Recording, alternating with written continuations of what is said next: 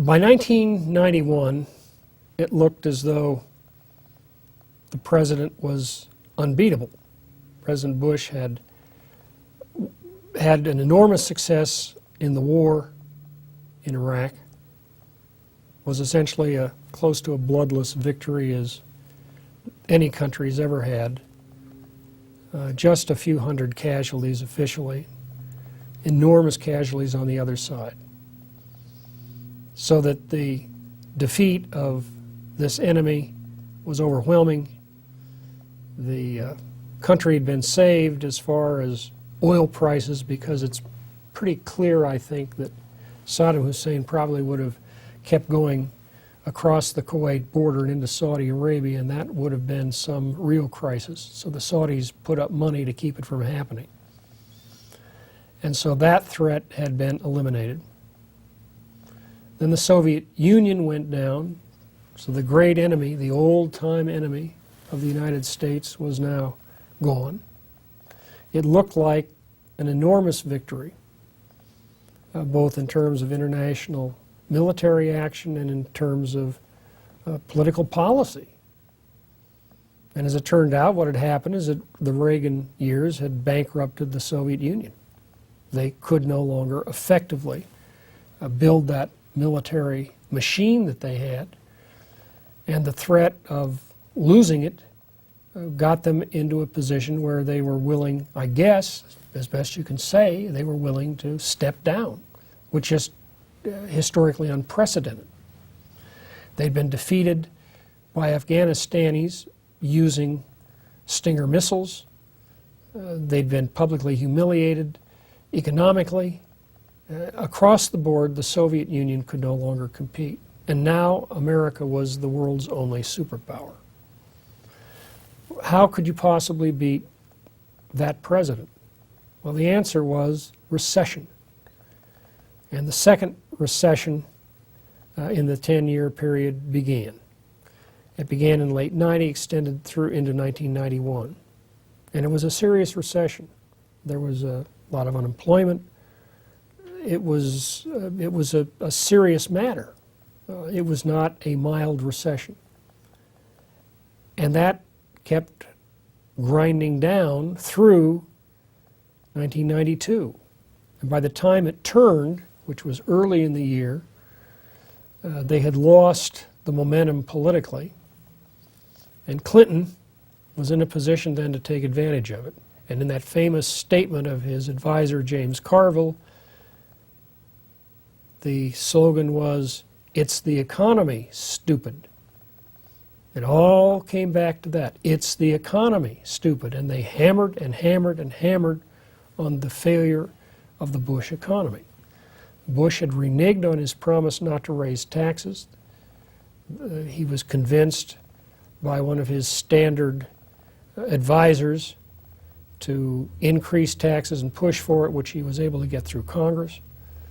And there was a political reaction against it. It did nothing to save the economy, but it made him look like a fool, because he'd had that famous phrase that he'd used in one case, in almost an offhand remark, where he said, "Read my lips, no new taxes."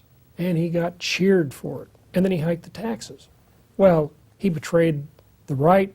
He'd betrayed a lot of Republicans who were not committed to conservatism, but they didn't like the taxes.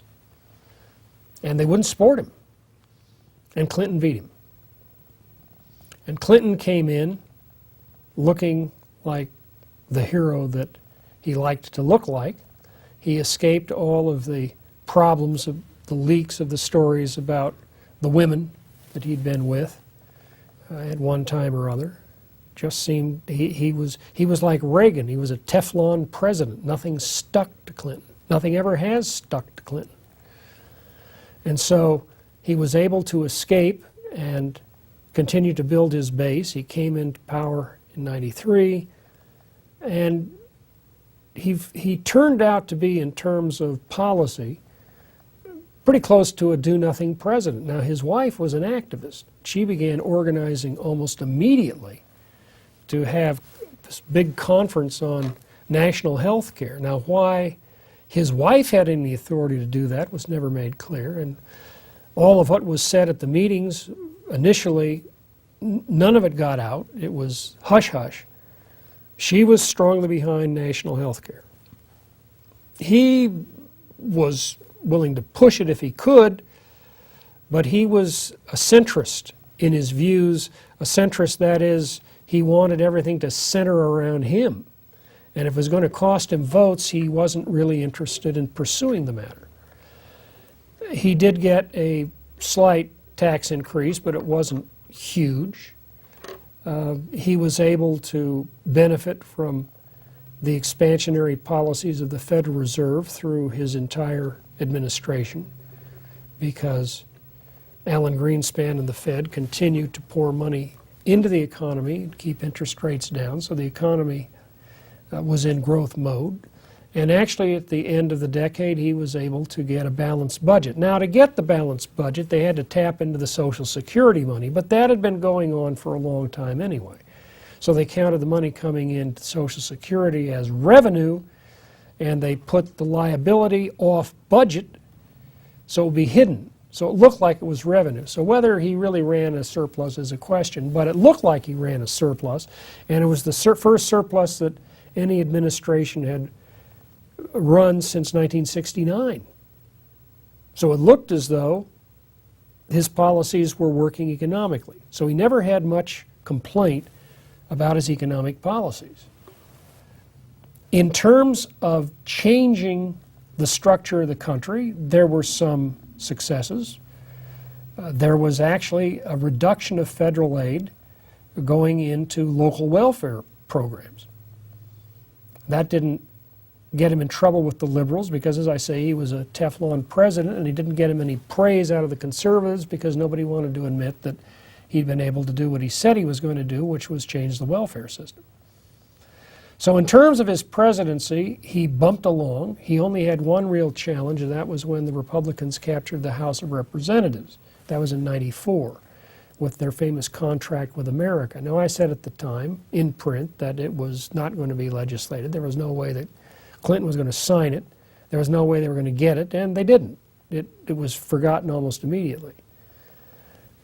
And there was a budget crisis that took place in early '96, and the Republicans tried to get a tighter budget passed. Clinton vetoed it. Looked like the country was literally going to shut down. I mean, literally, it looked as though that it wouldn't be legal for the federal government to write any more checks, and the Republicans compromised. And Clinton got his way in what was basically a kind of face-off, and the Republicans of the House blinked. And from that point on, there was never any serious attempt to get taxes and spending back under control. In 1994, a real important event took place. Netscape was introduced. And Netscape was a browser, and the browser would work with the internet. And the system known as Netscape was a graphic user interface. You could see where you were going. It wasn't just a lot of numbers. You could click a button and you could go to a website, and hardly anybody knew what a website was, but they learned very fast what it was. And so there was a new communication system available for people to use, and nobody, virtually nobody, saw what it was going to become over the next decade. But once there was Netscape, and once it was possible to have this free browser enable you to navigate the web, then it was possible now to create low-cost communications. And low-cost communications always benefits fringe groups, groups on the fringes of politics, groups on the fringes of culture. They become the beneficiaries. There's a famous statement by a leftist agitator named A.J. Liebling, and he made this statement. He said, "Freedom of the press is a wonderful thing if you own one." Well, anybody from that point on could own one, and you could get your message out.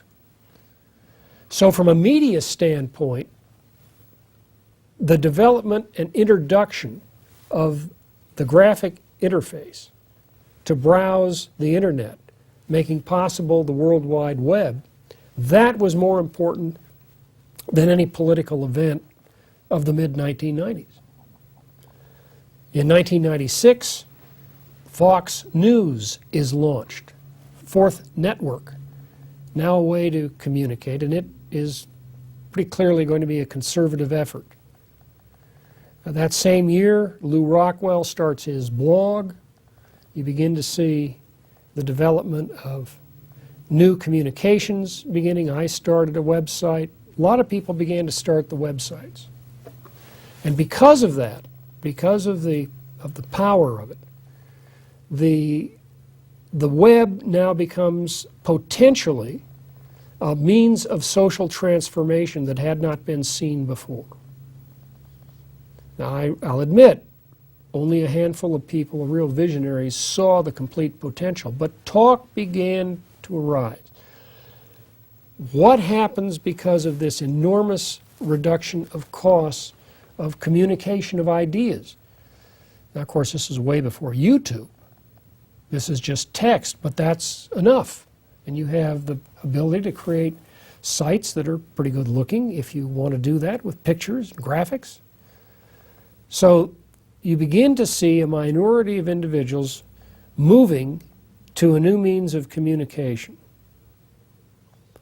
And I put a lot of my books up, free books it was called. I don't have that site anymore. I sold it, but freebooks.com I put up. People could get old copies of my books free of charge, download them, old copies of newsletters. You could fill a site with information. You could get enormous quantities of information out. Now today, of course, everyone knows that, but they didn't know that in 1996. The change has come extremely rapidly.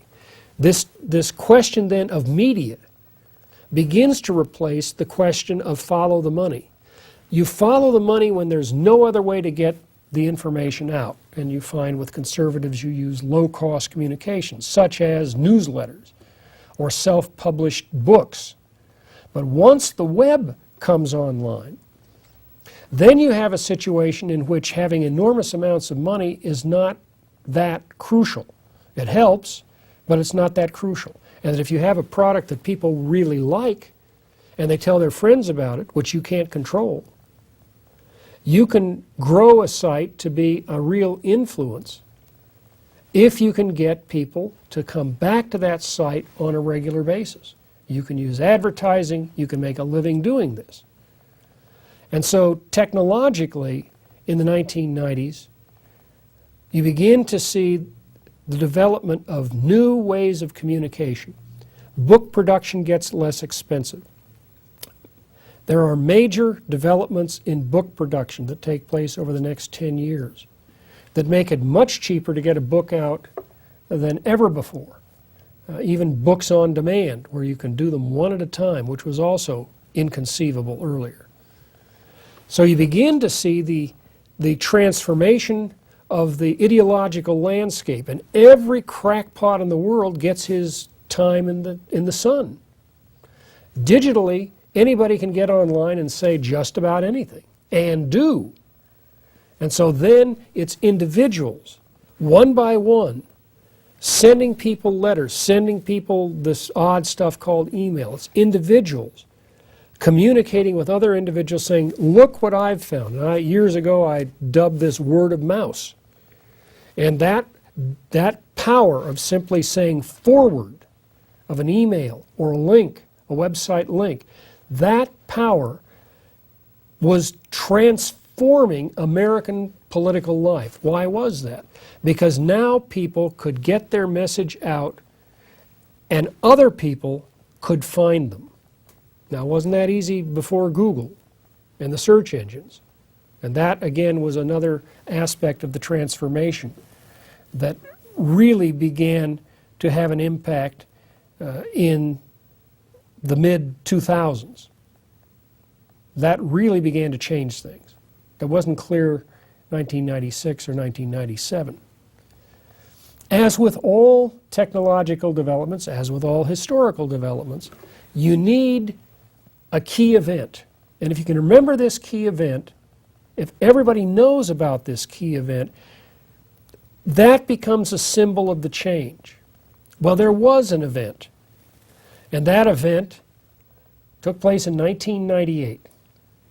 The initial event, no one was supposed to find out about, and that is a reporter with Newsweek magazine heard a rumor about President Clinton and an unnamed intern.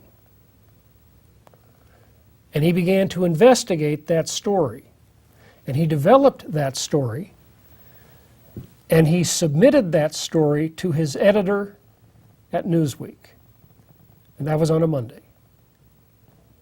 And the editor spiked it. Now, that's an old phrase. The spike, in the old days of newspaper editing, it had a stand, and there was a metal spike that came up. And the spike was where you put a story that had been typed out. You picked up the paper and you spiked it. And there was if a story got spiked, it meant it was not going to be sent down to be typeset. A spiked story was a suppressed story. Now, whether it was literally spiked, I have doubts, but that was the old terminology. And someone nobody had heard of, a columnist with a site named Matt Drudge out in California, heard about this. So on his site, he put a note saying, the word is that Newsweek has spiked a story about Clinton with a sexual liaison with an intern. Within hours, that story was everywhere. And Newsweek very shortly had to admit that they had done this. They had to put the story online before the week was over. The story was out to the whole world, if the world had access to the internet. Matt Drudge began to get hit after hit on the site. And today, I'm sure he's doing very well financially. People go to the Drudge site on a regular basis. The habit, you see, the habit of going to Drudge's site was a result of one story, of one obscure event, which led to the impeachment of a president. Clinton was impeached. He wasn't convicted in the Senate, but he was impeached by the House. He will be famous only for this event. There's nothing else that Clinton did of similar magnitude of publicity than what he did, not so much with Monica, but what he did in response to the news that there had been something going on with Monica.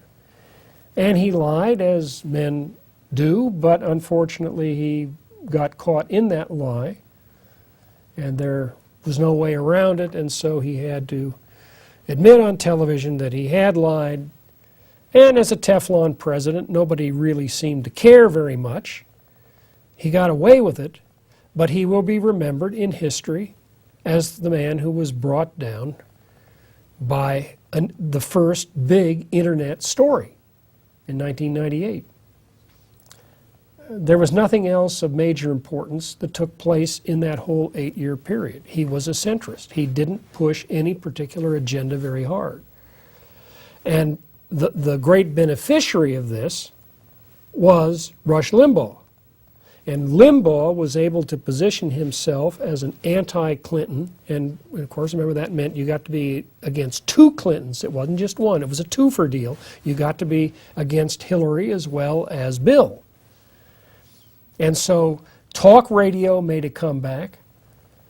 Limbaugh became the major figure on radio, creating this enormous audience, which is then imitated by others, and the liberals cannot compete. They aren't funny on the radio.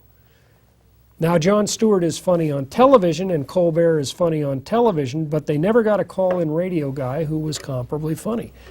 And Limbaugh initially was funny. He did it for humor and entertainment. He's not as funny now, although I say that only as an occasional listener, because I can't write and listen to talk at the same time, and I'm writing constantly, so my introduction to Limbaugh came from my secretaries who would listen, and I would sometime come out and listen to something and laugh. But I never have listened to Limbaugh because I work during the time that he's on the air. But occasionally I do listen, or I see something on YouTube, or I see something he's written. And while I'm sure he's funny from time to time, he seems more serious than he was back when he was going after Hillary Clinton and Bill Clinton back in the mid-1990s. But he got imitated. And again, you have this phenomenon that people know they are not alone. And so they listen to a particular show, or maybe even a station that has similar shows all day. And they get the sense that I am part of something that is big, that's going all over the country. And that reinforces people's commitment. And that conservatives need. Of course, every group needs that, but it is especially important for the conservatives because they spent so many years as kind of John the Baptist crying in the wilderness. And all of a sudden now, they at least have an audience they're paid attention to. Now, they are not paid attention to at the highest levels of government. Conservatives have been blocked out of government for the entire period. The only conservative who was not blocked out by government was Reagan. And he was able to pursue a limited agenda successful. He wanted to cut marginal tax rates, and he did it. He wanted to increase the size of the American defense system, and he did it. And he wanted to roll back and ultimately defeat the Soviet Union. Well, now, he did it, although it took place on Bush's watch, but he did it. Now, those are three enormous goals that you would not have thought possible under a Democratic administration. Now, he had a fourth goal he didn't make, and that was he said we can balance the budget, and he never did. It became astronomically large beginning in fiscal '83. He never vetoed spending bills. Congress spent and spent and spent, and he signed the bills, and they borrowed the money. And so now we have a deficit crisis. And you can date, if you're going to date the deficit crisis, you really have to do it with Reagan. Reagan was too soft-core on spending. But in terms of getting his agenda across, he was successful. So in that respect, there's one conservative who did get into government, and they listened because he was the guy who was doing the listening. And he listened to himself. And in all honesty, nobody has really figured out who else he listened to. He kept it very quiet. He made his own decisions. He didn't talk much about it. He would listen. He would read. He wrote his own speeches, which was rare. But as to who was the major influence, other than his wife, it's not clear. He was a very private man. And figuring out what made Reagan tick will probably become career enterprises for a series of historians who will come back saying you can't really figure it out. But whatever it was, he got his agenda through, but he's the only one who did. So the conservatives have lived on the fringes of political power through the entire 20th century, and now they've lived on the fringes of political power through the first decade of the 21st century. George W. Bush was nothing remotely like a conservative. Bush was not conservative. And I don't know that anybody believed that he was conservative who voted for him. He was not Al Gore. That was the key fact. He wasn't Gore. And with the tightness of the race, not being Gore was sufficient. I mean, that was an incredibly tight race. As we know, it had to be finally sorted out by the Supreme Court of the United States. That's how tight the race was. It really could have gone either way. And I really think the reason Bush won, I think it's fairly easy to figure it out if you know the Electoral College results. Ralph Nader beat him. And you think, well, who was Nader? Well, Nader was running as a third-party candidate.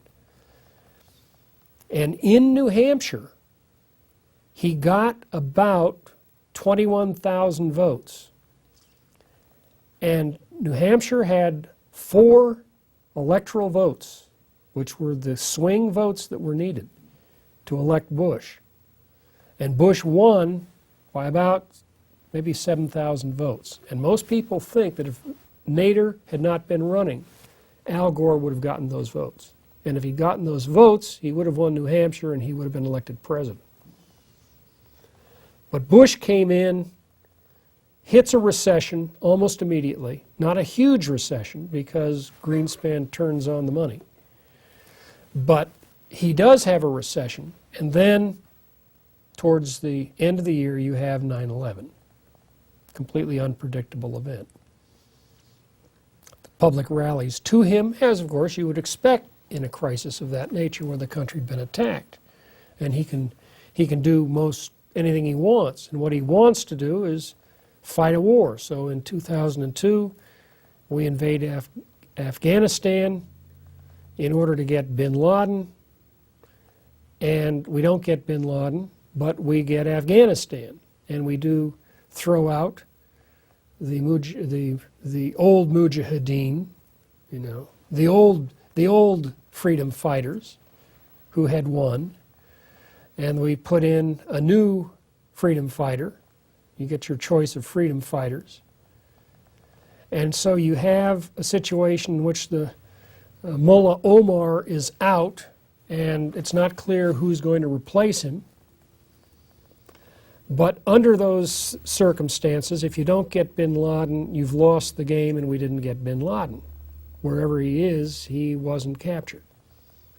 And the next year, we invade Iraq, which had nothing to do with 9/11, and as it turned out, had nothing to do with weapons of mass destruction, but had a great deal to do with getting even for what appeared to have been an assassination attempt, or a plot at least, against the senior Bush, and it has to do with the control of oil. But whatever it is, we now have whatever we can keep there, 130,000 troops approximately in Iraq, and now many going into Afghanistan. So we have been tied down there for now approaching almost a decade. Tied down in a part of the Middle East in which once you get in, it's very, very hard to get out. The deficit becomes astronomical, or what was assumed to be astronomical, in the second half of Bush's administration, and then, of course, the famous crisis of 2008, the banking meltdown.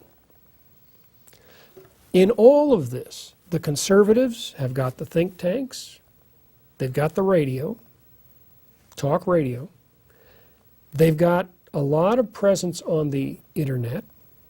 The internet communication is spreading. They have pretty significant penetration of books. There are bestsellers on the book list on a regular basis because the Fox News personalities write books, and Limbaugh and other radio personalities write books. And if they're on the radio, that's going to sell books. So now it's possible to penetrate the bookstores, and for those people who don't go to bookstores, you can buy things on Amazon and other web-based book-selling organizations. So it's possible now to develop a mailing list, a digital mailing list. It's possible to put out books, materials, videos, and then the tremendous technological breakthrough of YouTube, which again came out of nowhere. Just a couple of guys, a couple of 20-something guys saying, gee, I wish we could put up our videos that we shoot with our digital cameras. Why don't we create a website operation to do that? Let's get a way to put up our videos, and why don't we invite others to put up our videos? Well, that changes the world. That changes the whole communication system. Who would have predicted it? Nobody could have predicted it. So on the one hand, the technology is favoring the growth of conservatism. But on the other hand, we are no closer to the seats of power inside the Beltway than we were in 1944. And that is one of the great dilemmas that we're facing. I'll be talking about that in the next session.